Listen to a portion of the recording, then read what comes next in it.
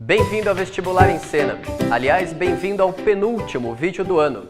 Dessa vez nós vamos tratar de história, tanto geral como do Brasil, para vocês avançarem com segurança e bastante confiantes rumo à segunda fase, tanto da Unicamp quanto também da FUVEST. Bora pegar papel e caneta para nós estudarmos. Bem, como vocês sabem, seria impossível a gente destacar os principais temas dessas provas, porque afinal de contas elas tratam tanto de história geral como também de história do Brasil.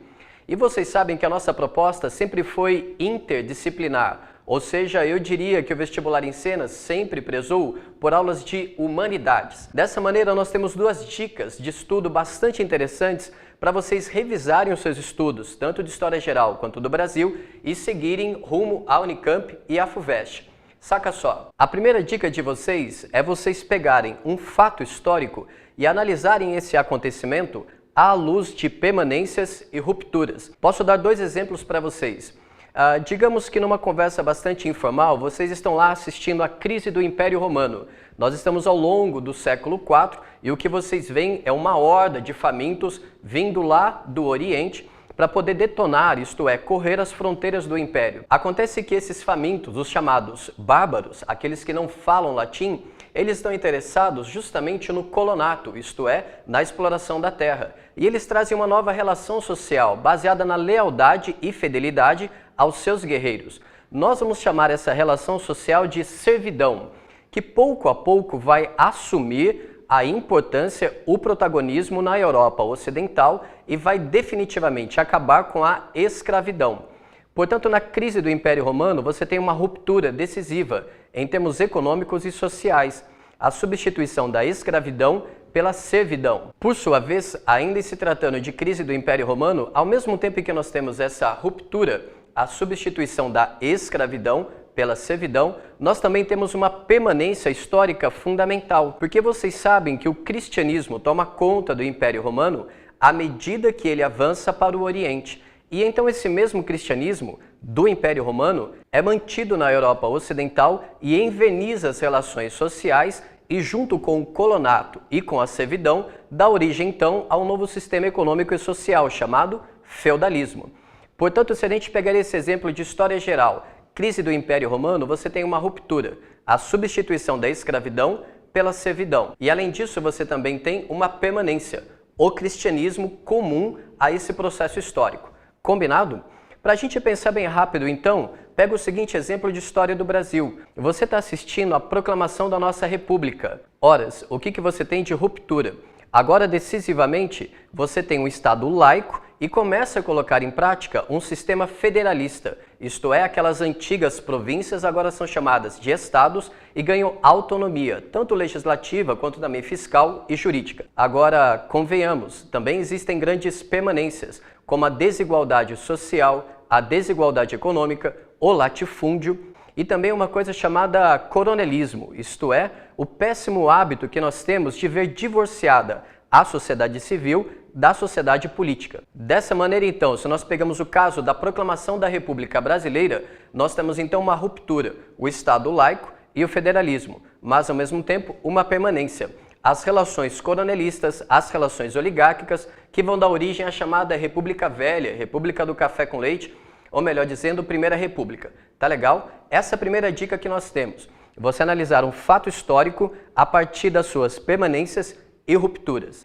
Agora a segunda dica, ela já tem um apelo bem mais poético e foi uma herança que a historiografia francesa de Brodel nos deixou aqui na historiografia brasileira. É a gente tentar analisar o decurso da história a partir da metáfora do oceano. Nós, eu e vocês, sabemos que lá no fundo do oceano nós temos correntes bastante densas e o movimento do mar é bastante lento. Portanto, nós vamos tentar analisar o que na história é de longa duração.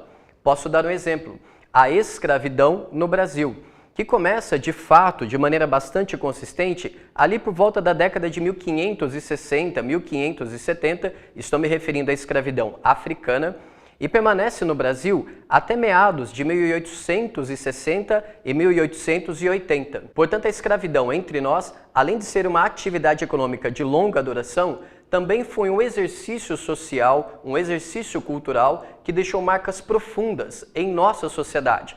Sacaram a metáfora? Agora, se a gente começa a vir um pouquinho mais à tona, nós temos acontecimentos de média duração, ou seja, é o que eu e vocês chamaremos de conjuntura, ou então de contexto.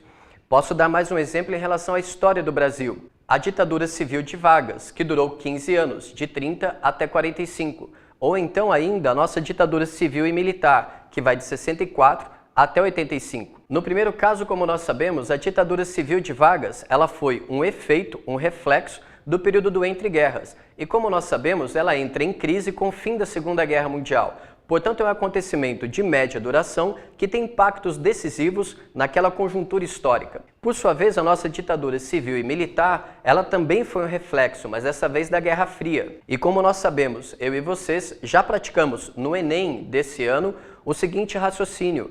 Como é que o Brasil foi o pivô da chamada Operação Condor, responsável por conseguir administrar os interesses norte-americanos no combate ao chamado inimigo interno, isto é, os comunistas, socialistas, enfim, aqueles de esquerda, no contexto da América Latina. Combinado? Agora, se decisivamente a gente vem à tona e ficamos na superfície do oceano, o que nós encontramos? Fatos cotidianos, acontecimentos que são provisórios, que espocam, acontecem, dão o que falar, são efemérides e, portanto, depois desaparecem. Isso nós temos no cotidiano, quando nós lemos jornais e acompanhamos as notícias do dia a dia. Portanto, dessa maneira, vale dar a seguinte dica para vocês.